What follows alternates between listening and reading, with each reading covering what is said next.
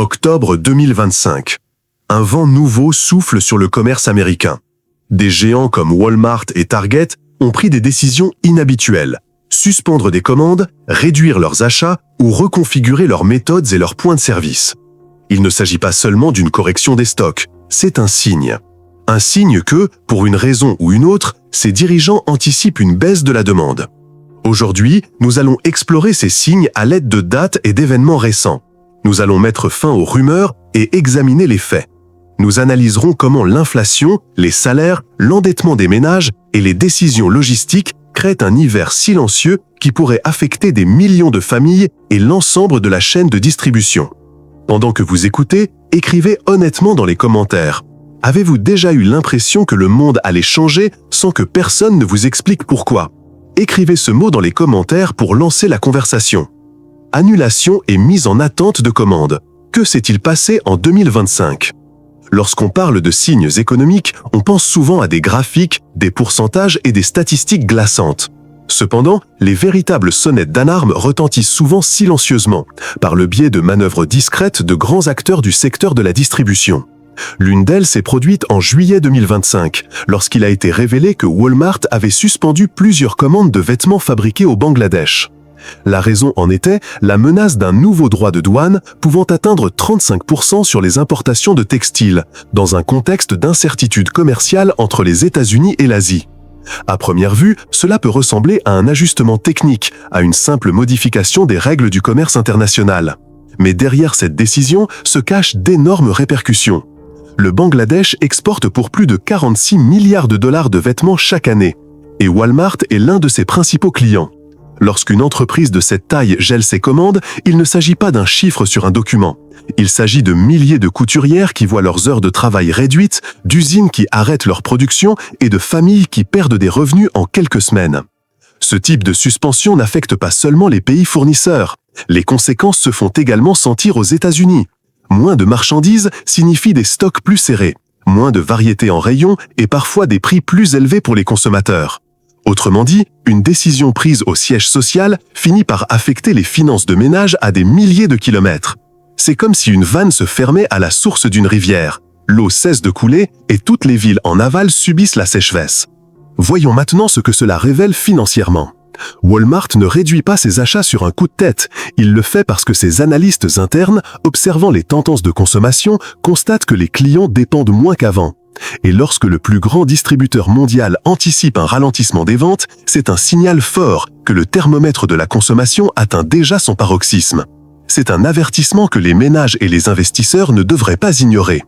D'un point de vue personnel, il y a aussi une leçon précieuse à tirer. Tout comme une entreprise ajuste ses commandes pour éviter de se retrouver avec des stocks excédentaires, chacun de nous devrait revoir sa propre chaîne financière. Posons-nous la question, est-ce que j'engage de l'argent que je n'ai pas encore ? Est-ce que je dépense pour des choses que je ne pourrais pas assumer si l'économie ralentit? Est-ce que j'accumule des dettes ou des engagements qui pourraient devenir un fardeau insupportable si la situation change? Tout comme Walmart se protège en suspendant ses achats, il est peut-être temps de mettre un terme à certaines dépenses du quotidien pour ne pas compromettre notre stabilité. Et je vous invite ici à réfléchir et à participer. Imaginez que votre vie financière est une entreprise et que vous en êtes le PDG. Si vous constatiez que les revenus de vos clients, en l'occurrence vous-même, diminuent, quels ajustements feriez-vous aujourd'hui pour éviter la faillite demain? Réfléchissez-y, partagez-le dans les commentaires et accompagnez-le de cette affirmation porteuse de transformation. Rien ne m'arrête, tout me motive. Car même au milieu des annulations et des pauses, il est toujours possible de se réinventer, de planifier et de consolider son avenir. Chiffres actuels de l'inflation. L'inflation est un ennemi silencieux. Elle ne se manifeste pas toujours par des explosions massives, mais elle sape progressivement le pouvoir d'achat de millions de familles. En août 2025, l'indice des prix à la consommation aux États-Unis a enregistré une hausse de 2,9% sur un an. À première vue, ce chiffre peut paraître modéré comparé au pic de plus de 8% enregistré en 2022. Cependant, l'aspect véritablement important réside dans la composition de ce chiffre. Les hausses les plus fortes se sont concentrées sur l'alimentation et le logement, deux postes incontournables. Cela signifie que, bien que l'inflation globale semble mieux maîtrisée, le coût de la vie continue de grimper dans les secteurs qui pèsent le plus lourd sur le budget des ménages. Le ministère du Travail a indiqué que les dépenses alimentaires à domicile ont augmenté de plus de 3% par rapport à l'année précédente et que les loyers, qui concernent plus de 35% des ménages américains, ont augmenté de près de 5% sur un an. Ces hausses se font sentir au quotidien, sur la table comme sur le loyer à la fin du mois, bien plus que sur le prix d'un ordinateur ou d'une télévision, qui peut même baisser. Imaginons cela avec une analogie simple. L'inflation fonctionne comme des sables mouvants. Elle ne nous fait pas sombrer d'un coup, mais chaque pas devient plus lourd. Avancer exige plus d'efforts, et si nous ne réagissons pas à temps, l'usure finit par épuiser nos réserves. Au niveau macroéconomique, ces sables mouvants obligent les familles à choisir. Payer leur loyer ou épargner, remplir leur panier ou reporter leurs achats de vêtements, réduire leurs vacances, reporter les travaux de rénovation de leur logement, ou simplement s'endetter davantage pour maintenir un niveau de vie similaire à celui d'il y a quelques années. Du point de vue des marchés financiers, cette inflation de 2,9% en glissement annuel est cruciale, car elle influence les décisions de la Réserve fédérale. Une inflation qui ne baisse pas assez vite force les taux d'intérêt à rester élevés plus longtemps, ce qui rend le crédit plus cher, freine l'investissement et ralentit la consommation. C'est une chaîne où chaque maillon entraîne le suivant: l'inflation alimentaire et immobilière, la hausse des taux d'intérêt, le coût du crédit, la baisse de la consommation et, par conséquent, les entreprises qui réduisent leur production ou annulent leurs commandes. Si l'on ramène cela à un niveau personnel, la leçon est claire. L'inflation n'est pas qu'une statistique, elle reflète le coût de nos vies. Chacun de nous doit se demander: comment protéger mon pouvoir d'achat? Est-ce que mes revenus augmentent avec les prix? Ou est-ce que je laisse silencieusement mon argent perdre de la valeur chaque mois? Planifier ses dépenses, diversifier ses sources de revenus et apprendre à investir judicieusement ne sont pas des luxes, ce sont des mesures défensives dans un environnement où les devises perdent de la valeur sans que nous nous en rendions compte immédiatement. Je vous laisse avec une réflexion active. Si vous sentez que l'inflation affecte déjà votre vie, écrivez-le dans les commentaires et accompagnez-le de cette affirmation: j'accepte le succès et le bonheur dans ma vie. Car même lorsque les prix augmentent, nous pouvons toujours trouver des moyens de nous adapter, de progresser et de découvrir des opportunités que nous n'avions pas vues auparavant. Cette affirmation est plus qu'une pensée positive, c'est la graine qui nous rappelle que nous ne sommes pas condamnés à sombrer dans les sables mouvants. Nous pouvons toujours choisir comment réagir et comment en sortir plus fort. Salaire, revenus réels et pouvoir d'achat. Ces derniers mois, plusieurs rapports du ministère du Travail ont dressé un tableau apparemment encourageant. Les salaires réels, corrigés de l'inflation, ont enregistré une légère hausse d'ici août 2025. À première vue, cela pourrait être interprété comme un signe de soulagement, une petite victoire pour des millions de travailleurs qui ont subi de plein fouet l'inflation la plus persistante de ces dernières décennies. Cependant, en regardant au-delà des apparences, la situation change radicalement. Car si les revenus ont augmenté, le coût de la vie s'accroît plus rapidement. Les prix de l'immobilier, qu'il s'agisse des loyers ou des prêts hypothécaires, restent le principal défi. Les loyers augmentent en moyenne de plus de 5% par an, et dans des villes comme New York, Miami et Los Angeles, la hausse a été encore plus importante. À cela s'ajoute la crise énergétique, qui, malgré quelques corrections sur les marchés internationaux, continue de peser sur les dépenses des ménages, notamment en hiver, où les factures de chauffage peuvent augmenter de plus de 30% par rapport il y a seulement 2 ans. L'équation est claire. Les revenus augmentent sur le papier, mais ils s'évaporent en pratique. C'est comme essayer de remplir un verre d'eau tandis qu'un trou au fond laisse s'écouler le liquide. On voit le verre se remplir légèrement, mais la fuite constante l'empêche de rester pleinement plein. C'est ainsi que vivent des millions de familles américaines. Elles ont l'impression de recevoir des augmentations, des primes ou des avantages supplémentaires, mais en quelques semaines, tout cela disparaît lorsqu'il s'agit de payer le loyer, l'essence ou la nourriture quotidienne. Au niveau macroéconomique, cette contradiction a un effet corrosif sur la consommation. Les dépenses personnelles, qui représentent environ 70% du PIB américain, se maintiennent à flot, non pas parce que les familles ont plus d'argent, mais parce qu'elles s'endettent davantage pour maintenir le même niveau de vie. Le crédit à la consommation a augmenté de plus de 6% depuis le début de l'année 2025, avec une augmentation notable des cartes de crédit et des prêts personnels. Autrement dit, les ménages ne dépensent pas plus parce qu'ils le peuvent, mais parce qu'ils le doivent, car ils n'ont pas la possibilité de réduire leurs dépenses d'essentiel. Cette réalité nous enseigne également une leçon cruciale. Il ne suffit pas de regarder le salaire moyen. Il est essentiel d'analyser le pouvoir d'achat que ce salaire procure concrètement. Suffit-il pour se loger décemment? Nous permet-il de remplir notre garde-manger sans sacrifier d'autres dépenses d'essentiel? Ou nous oblige-t-il simplement à choisir entre payer nos factures et maintenir une épargne minimale? C'est là le véritable indicateur du bien-être économique, et c'est là que les chiffres positifs deviennent trompeurs. Par conséquent, la réflexion que je souhaite vous faire partager est la suivante. Ne vous fiez pas uniquement aux gros titres, approfondissez les données et votre propre expérience. Si vous avez l'impression que, malgré un travail accru, chaque mois semble vous rapporter moins, vous n'êtes pas seul. Cela fait partie d'une dynamique qui érode lentement le pouvoir d'achat de millions de personnes. Écrivez-le dans les commentaires et accompagnez-le de cette déclaration. J'accepte le succès, l'argent et le bonheur dans ma vie. Car reconnaître la réalité n'est pas une résignation. C'est le premier pas vers la recherche d'alternatives, l'amélioration de nos finances personnelles et la recherche de solutions pour reprendre le contrôle. Les distributeurs modifient leur stratégie opérationnelle. 2025 nous laisse un message clair. Même les géants de la distribution, dont le modèle économique semblait intouchable, repensent leur stratégie de toute urgence. Et ce n'est pas par choix, mais par nécessité. La pression des consommateurs, l'évolution des habitudes d'achat et la menace persistante des coûts ont imposé un réajustement impossible à ignorer. L'un des exemples les plus frappants est Target. Selon un rapport de Modern Retail publié en août dernier, l'entreprise a commencé à réduire l'utilisation de certains magasins comme centre de traitement des commandes en ligne. Cette mesure, qui peut paraître contradictoire à première vue, est en réalité une décision stratégique. Target réoriente ses ressources vers l'expérience physique en magasin, conscient que le consommateur d'aujourd'hui recherche non seulement la rapidité, mais aussi une expérience différenciée qui le motive à revenir. Le commerce numérique reste essentiel, mais les entreprises ont découvert que tout ne doit pas nécessairement tourner autour du web. Le magasin physique reste en point de connexion émotionnelle et financière avec le client. Un autre cas révélateur est celui d'Under Armour. En mai 2025, la marque a confirmé une réduction de 25% de son portefeuille de produits, ce qui implique une suppression massive de SKU, unités de gestion des stocks, c'est-à-dire de lignes de produits. La raison est convaincante, la baisse des ventes. Au lieu de maintenir un catalogue pléthorique qui génère des coûts logistiques et dilue l'identité de la marque a décidé de réduire ses dépenses et de se concentrer sur l'essentiel. Moins d'options, mais davantage sur celles qui créent réellement de la valeur. Il ne s'agit pas d'un retour en arrière, mais d'une page blanche, d'un retour à l'essentiel pour survivre dans un environnement de plus en plus concurrentiel. Il est intéressant de constater que ces décisions se répètent chez d'autres entreprises. Il ne s'agit pas d'un geste isolé, mais d'une tendance. Le commerce de détail ne cherche plus à croître par le volume, mais par l'efficacité. Et cette efficacité passe par la réduction des structures, la simplification des opérations et souvent la fermeture des magasins insuffisamment rentables.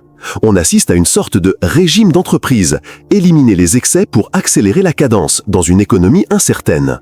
Ce type de réajustement envoie un message fort aux investisseurs et aux consommateurs. Il ne s'agit plus de démontrer une croissance à tout prix, mais plutôt d'assurer la pérennité à long terme. Autrement dit, les entreprises ont compris qu'une surexposition est aussi dangereuse qu'une absence totale de croissance. Car un portefeuille surdimensionné, un réseau de magasins trop étendu ou une dépendance totale aux achats en ligne peuvent devenir des vulnérabilités fatales si la demande ne répond pas. Rétrospectivement, ces décisions reflètent le nouveau cycle économique auquel nous sommes confrontés. Après des années d'expansion accélérée, l'heure est à la consolidation, à un ajustement chirurgical. Et si parler de réduction budgétaire peut paraître souvent négatif, dans le monde financier, des réductions bien conçues sont synonymes de résilience. Les entreprises qui osent le faire maintenant seront celles qui résisteront au prochain choc économique. Et c'est là que la réflexion entre en jeu. Lorsqu'une entreprise change de stratégie, ne l'interprétez pas comme un signe de faiblesse immédiate. Posez-vous la question, réagit-elle à temps ou arrive-t-elle trop tard? Réduit-elle ses dépenses pour survivre ou pour s'adapter? Nous pouvons appliquer la même logique à nos finances personnelles. Parfois, il ne s'agit pas de gagner plus, mais plutôt d'ajuster ce que nous avons, de supprimer le superflu et de nous concentrer sur ce qui nous apporte vraiment de la valeur. C'est aussi un moyen de nous renforcer. Laissez-le dans les commentaires comme une affirmation puissante. Je suis prospère et j'attire la richesse. Car même en période de restriction et d'ajustement, nous pouvons choisir de saisir l'opportunité de nous organiser, de nous concentrer et de préparer le terrain pour une croissance plus forte. Quand les expéditeurs commencent à s'en rendre compte. En mars 2025, FedEx a surpris le marché avec une annonce que beaucoup ont interprétée comme un avertissement. La société a réduit ses prévisions de chiffre d'affaires et ajusté ses prévisions annuelles après avoir détecté une demande d'expédition plus faible que prévu. Les analystes l'ont confirmé peu après. Pendant plusieurs semaines consécutives, les volumes de colis ont diminué. Et même si cela peut sembler une simple donnée parmi tant d'autres dans un océan de rapports financiers, il s'agit en réalité d'un avertissement à ne pas ignorer. FedEx n'est pas simplement une entreprise de transport. Son activité reflète le commerce mondial. Si moins de colis circulent dans ses camions, ses avions et ses centres de distribution, cela signifie moins de produits vendus, moins d'entreprises écolent leurs stocks et, in fine, la consommation et la production ralentissent. C'est comme un thermomètre qui prend le pouls de l'économie mondiale. Lorsque l'aiguille baisse, nous ressentons inévitablement un froid dans nos villes, sur nos marchés et dans nos vies. L'impact est profond, car la logistique est le moteur de l'économie. Chaque colis qui s'arrête représente un acheteur qui a décidé d'attendre, une entreprise qui a reporté une expédition, un fournisseur qui a interrompu sa production. Et lorsque ces interruptions s'accumulent, elles génèrent une sorte d'effet domino. Moins de transport signifie moins d'heures travaillées dans les centres logistiques, moins de revenus pour les fournisseurs de carburant et moins de consommation dans les communautés qui dépendent de cette activité. Ainsi, ce qui commence comme une statistique dans un rapport trimestriel finit par se transformer en un changement palpable dans le quotidien de milliers de familles. Ce phénomène sert également d'indicateur avancé pour les investisseurs. Lorsque FedEx ou UPS abaissent leurs prévisions, ils indiquent indirectement que la confiance et le dynamisme des entreprises s'affaiblissent. Et sur les marchés financiers, la confiance est une ressource aussi précieuse que l'argent lui-même. Car une économie qui s'arrête, tôt ou tard, commence à le refléter dans les bilans des entreprises, les taux d'emploi et les investissements futurs. Il est intéressant de noter que ce ralentissement du transport se produit parallèlement à un consommateur qui tente toujours de maintenir ses dépenses de base malgré l'inflation. Ce contraste met en lumière la fragilité du système. Les ménages dépensent pour les produits de première nécessité, mais réduisent leurs achats discrétionnaires, ce qui impacte directement les entreprises qui dépendent de la consommation de masse. Moins de commandes, moins d'expéditions, moins de croissance. C'est un cycle qui s'auto-alimente et qui soulève finalement une question inévitable: entrons-nous déjà en récession ou vivons-nous simplement une accalmie temporaire? L'économie ressemble beaucoup à un convoi de camions sur l'autoroute. Si les camions ralentissent, cela ne signifie pas nécessairement qu'ils sont à l'arrêt, mais cela indique que le flux n'est plus aussi dynamique, que quelque chose sur la route les force à ralentir. Et lorsque les camions s'arrêtent complètement, le coup de froid se fait immédiatement sentir dans l'économie locale. Par conséquent, au-delà des détails techniques des rapports, il est important d'écouter ce que la route nous dit. Une circulation moins dense est toujours un signal d'alarme. Maintenant, je voudrais vous poser une question directe. Pensez-vous que nous sommes déjà en récession? Dites-le nous dans les commentaires et partagez votre perception. Car au-delà des données, l'économie se mesure aussi à l'expérience réelle de ceux d'entre nous qui la vivent. L'impact sur les fournisseurs mondiaux et les pays émergents. Le 11 juillet 2025, Reuters a rapporté un événement passé relativement inaperçu, mais aux conséquences considérables pour l'économie mondiale. Des fabricants de vêtements bangladais ont confirmé que plusieurs commandes destinées à Walmart étaient suspendues ou annulées en raison de la menace de nouveaux droits de douane pouvant atteindre 35% sur certains produits. Il ne s'agit pas d'un simple ajustement logistique, il s'agit d'un coup dur pour l'ossature d'un pays dont l'économie dépend pour plus de 80% de ses exportations de l'industrie du textile et de l'habillement. Les conséquences ont été immédiates. Usines paralysées, chaînes de production à l'arrêt, travailleurs renvoyés chez eux sans savoir s'ils seront payés la semaine prochaine. Ce qui, pour une multinationale, constitue un changement stratégique ou une mesure de précaution face aux risques politiques et commerciaux, se traduit pour des milliers de familles bangladaises par une incertitude, la possibilité réelle de ne pas pouvoir subvenir à leurs besoins les plus élémentaires. Derrière chaque décision d'une entreprise se cachent des vies humaines qui subissent de plein fouet la volatilité des marchés internationaux. Cet épisode nous rappelle que la mondialisation est un réseau d'interdépendance. Une décision prise par un conseil d'administration aux États-Unis peut paralyser la vie de communautés entières en Asie. Et le plus inquiétant est que ces effets ne sont pas linéaires, mais se multiplient. Si le Bangladesh perd des commandes, ses revenus d'exportation diminuent, sa monnaie peut se déprécier, les tensions sociales s'intensifient, et, avec elles, l'instabilité économique d'une région déjà vulnérable. Tout cela suite à l'annonce de droits de douane à Washington. Pour les chaînes d'approvisionnement, c'est un avertissement clair. La diversification n'est plus une simple option, mais une obligation. Les entreprises trop dépendantes d'un seul pays ou d'un seul flux d'importation risquent de se voir fragilisées par tout ajustement commercial. Dans ce contexte, des pays émergents comme le Vietnam, l'Inde et même le Mexique commencent à gagner en pertinence comme alternative de production. Cependant, ce mouvement n'est ni instantané ni gratuit. Délocaliser des usines, former des travailleurs et établir de nouvelles voies logistiques exige du temps, des investissements et des risques. D'un point de vue financier, ces événements nous obligent à regarder au-delà des bilans des entreprises. Lorsqu'une entreprise réduit ses commandes, cela affecte non seulement son fournisseur, mais aussi tout un réseau de transport, les intrants et les communautés qui dépendent de cette activité. L'effet multiplicateur peut se traduire par une baisse de la consommation locale, une diminution des réserves internationales d'un pays et, à terme, une instabilité politique. Autrement dit, ce qui pour une multinationale n'est qu'un ajustement tactique peut se transformer en crise structurelle pour un pays émergent. Et là, je vous invite à la réflexion. Avez-vous déjà travaillé dans un secteur affecté par une décision lointaine, prise dans une autre ville, un autre pays, voire sur un autre continent? Si oui, vous savez pertinemment que les chiffres des rapports financiers sont des histoires humaines. Partagez-les dans les commentaires, car chaque expérience personnelle est une pièce du puzzle mondial. Énergie et ménage. Prévenez vos coûts hivernaux. Le coût de l'énergie est sans conteste l'un des postes les plus sensibles de l'économie des ménages. Entre 2022 et 2025, la volatilité du gaz naturel et des autres ressources énergétiques a exercé une pression constante sur les budgets familiaux. Malgré les fluctuations des prix internationaux, la tendance de fond reste claire. Pour la plupart des ménages, les factures d'électricité, de chauffage et de gaz sont plus élevées qu'il y a quelques années. L'hiver dernier, des millions de familles américaines ont dû faire face à des factures considérablement plus élevées que les périodes précédentes. Les facteurs sont multiples, augmentation des contrats d'approvisionnement, ajustement des tarifs réglementés et surtout, persistance d'un paysage énergétique international instable. Le gaz naturel, qui a connu un fort rebond depuis la crise énergétique de 2022, n'a pas encore retrouvé des niveaux normaux, ce qui se reflète directement sur les factures des ménages. La Réserve fédérale de New York, dans son rapport du deuxième trimestre 2025, a fait état d'un fait inquiétant. Des millions de ménages sont confrontés à des factures en retard ou impayées. Ce retard de paiement n'est pas un simple chiffre, il reflète l'inadéquation entre les revenus et les dépenses essentielles. Lorsqu'une famille doit choisir entre couvrir les frais d'énergie ou consacrer cet argent à l'alimentation, au transport ou à l'éducation, cela signifie que sa marge de stabilité financière est dangereusement érodée. L'énergie est plus qu'une ressource, c'est un indicateur de bien-être. Il ne s'agit pas seulement de maintenir l'éclairage ou le chauffage allumé, il s'agit de qualité de vie, de santé et de sécurité. Un ménage qui ne peut pas se permettre de se chauffer en hiver s'expose à des risques physiques et émotionnels. Et le plus frappant, c'est que ces réalités, autrefois lointaines, touchent aujourd'hui des millions de personnes dans les pays développés et pas seulement dans les économies émergentes. D'un point de vue pratique, ce contexte nous invite à réfléchir et à agir dans deux directions. La première consiste à planifier son budget en considérant l'énergie comme une dépense principale et non comme un coût secondaire.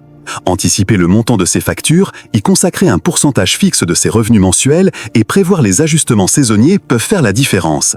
La deuxième consiste à revoir vos contrats d'énergie, à rechercher des alternatives sur le marché, à renégocier les tarifs ou à explorer les programmes de soutien souvent proposés par les collectivités locales ou les fournisseurs, mais qui passent inaperçus faute de sensibilisation. Le message final est clair, même si les prix de l'énergie peuvent sembler incontrôlables, notre capacité à nous organiser et à planifier est un outil puissant. Je vous invite donc à changer votre façon de voir ce défi.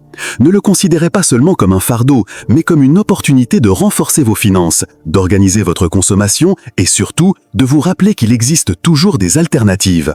Écrivez-le dans les commentaires comme une affirmation. L'énergie coule à flot. Car notre façon de considérer nos ressources influence également notre façon de les gérer.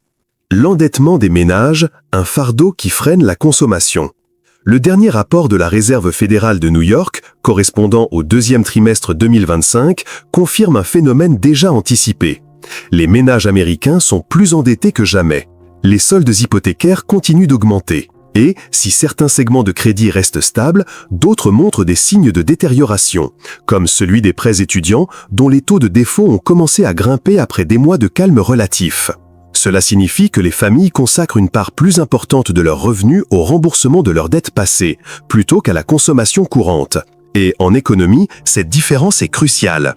Car lorsqu'un ménage consacre 500 ou 1000 $ par mois au paiement de ses cartes de crédit, de ses prêts personnels ou de ses frais de scolarité, cet argent ne circule plus dans les restaurants, les commerces, les voyages ou les loisirs.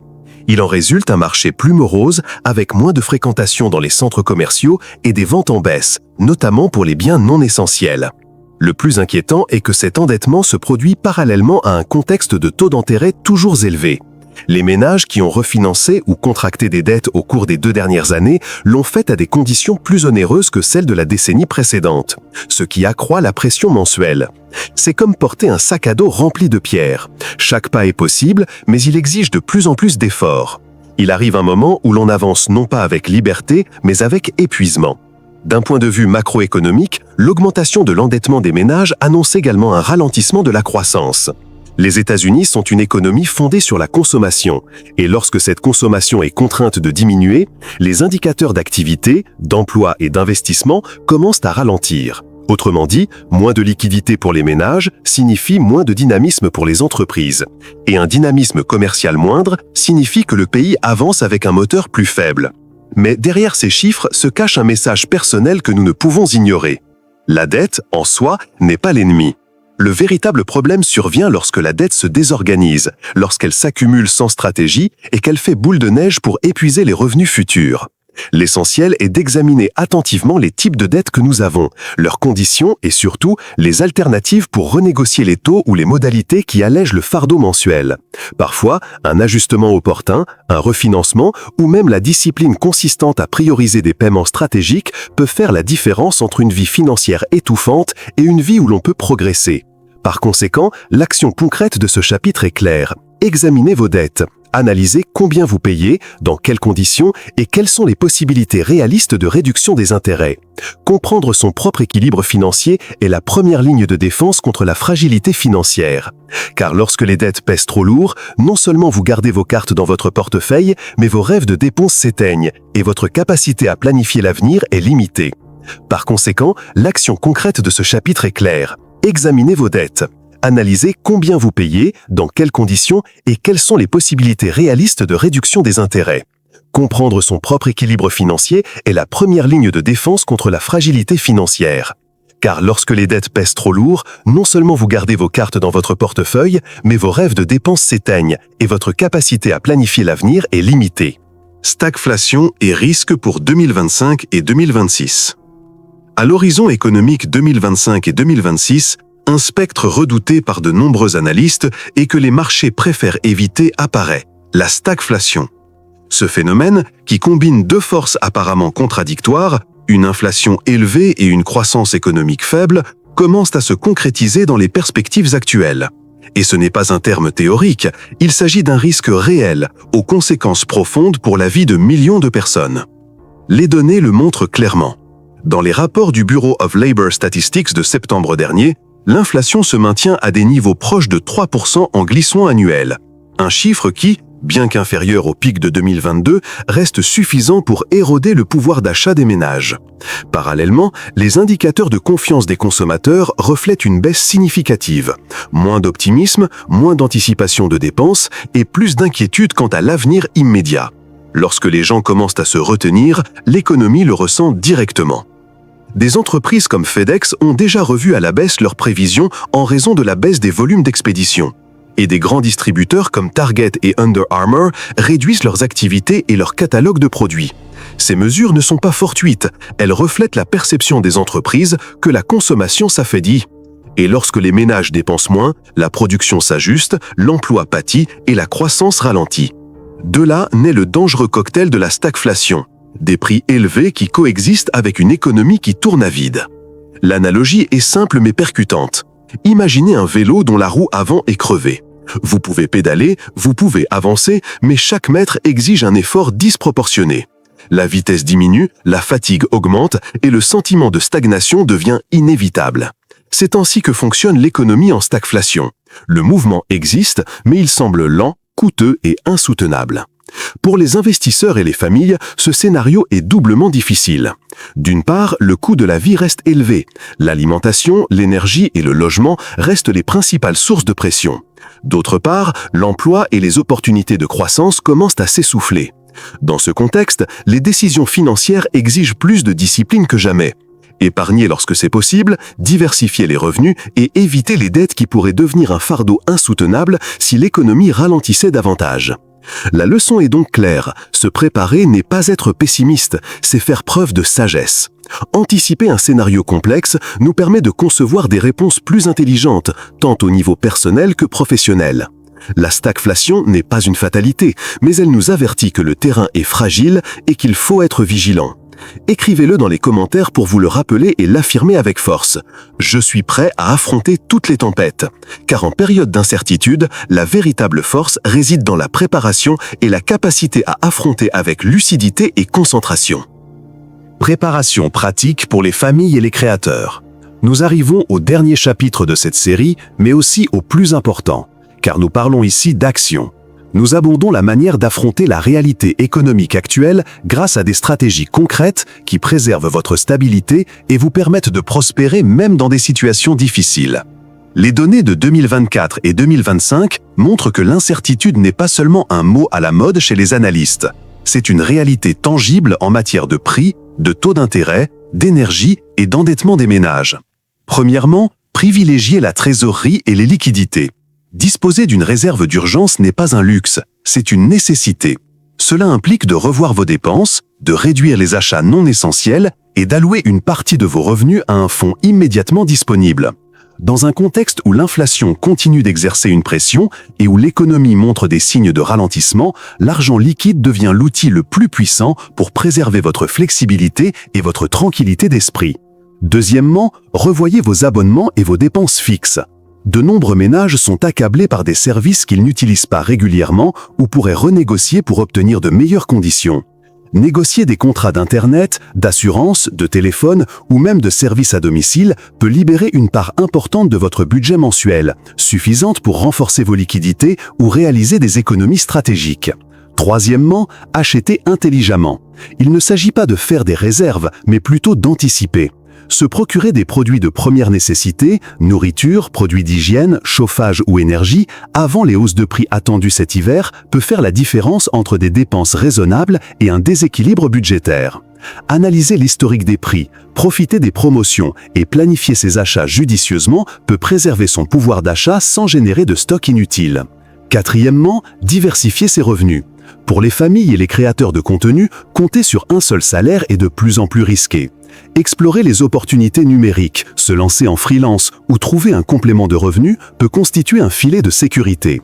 Même un petit revenu supplémentaire sert de tampon contre les baisses de salaire ou les dépenses imprévues. Des données de 2025 montrent que les ménages disposant de plusieurs sources de revenus sont plus résilients aux chocs de consommation et aux ajustements du marché du travail. Cinquièmement, suivre l'actualité et les mesures gouvernementales. Les annonces de l'IPC, les décisions relatives au taux d'intérêt, les modifications tarifaires ou les aides temporaires ont un impact direct sur la vie financière de chaque ménage. Par exemple, la prochaine publication de l'IPC pour septembre 2025 était prévue pour le 15 octobre, un chiffre susceptible d'influencer la politique monétaire et par conséquent les taux de crédit et les prix. Être informé permet d'anticiper les fluctuations, d'ajuster son budget et de prendre des décisions avant ceux qui réagissent tardivement. Finalement, toutes ces connaissances et ces actions se transforment en pouvoir personnel. Se préparer n'est ni anxiété ni peur, c'est maîtriser, c'est élaborer une stratégie et s'affranchir des circonstances extérieures que nous ne pouvons pas changer immédiatement. Alors, lorsque vous réfléchissez à ces stratégies, notez-les dans les commentaires et faites-en votre mantra. Je suis prêt à prospérer en toutes circonstances. Car la véritable force économique naît d'une préparation consciente, de la discipline et d'une action stratégique. 2e octobre 2025. Les pièces du puzzle commencent à se mettre en place. Annulation et retenue de commandes, ajustements opérationnels chez les grands distributeurs comme Target et Under Armour, signe de baisse des volumes d'expédition de FedEx, inflation persistante et endettement croissant des ménages. Le récit d'un hiver silencieux qui pourrait s'avérer long et exigeant. Mais comprendre la tempête ne signifie pas se résigner. Cela signifie se préparer, agir avec prudence et prendre des décisions éclairées. Chaque donnée, chaque nouvelle, chaque indicateur économique est une opportunité d'anticiper, de préserver sa stabilité et de trouver des solutions là où d'autres ne voient que l'incertitude. Dans ce contexte, chaque action compte. De l'analyse de ses finances à la planification d'achats intelligents, en passant par la diversification des revenus ou le renforcement de ses liquidités, tout devient un contrôle face à l'imprévisible. Et cette préparation est source de force et de liberté. Si cette analyse vous a interpellé, si vous avez senti que les informations et les réflexions ont touché un point profond, rejoignez-moi dans le prochain message. Abonnez-vous et marchons ensemble vers la clarté, la compréhension et la capacité d'agir avec confiance dans les temps complexes. Parce que comprendre la tempête nous permet non seulement de survivre, mais de grandir et de prospérer, même lorsque l'hiver économique semble sans fin.